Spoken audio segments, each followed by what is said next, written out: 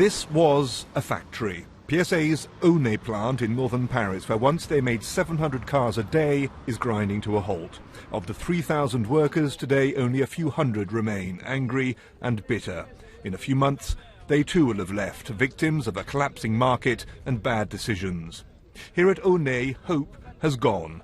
But at the top of PSA, they're making plans. It's against this background of job cuts, closures, hemorrhaging cash that the PSA board meets here at its Paris headquarters. Now, the company itself isn't saying anything other than that it is looking at a number of potential unnamed strategic and commercial partnerships. But what the buzz says is that it's about a 1.5 billion euro injection of cash from the Chinese carmaker Dongfeng, possibly accompanied by a similar amount of cash from the French state. The logic is that PSA needs cash urgently in order to develop its manufacturing in the markets that it's neglected, that is, Asia, South America. And today the only people with the big money to invest are the Chinese. It would be a huge strategic step, affecting control of what for a century has been a flagship of French industry.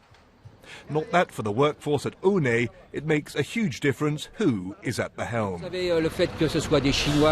fact that it's the Chinese is irrelevant. Workers are workers. Here we used to have 47 different nationalities making French cars. So don't try to scare us with talk about Chinese. That's not the real problem. The real problem is that on one side you've got stockholders of whatever nationality who want more and more and demand even greater dividends. And on the other you have the workers who are just being sent to the scrap heap. That's the real problem.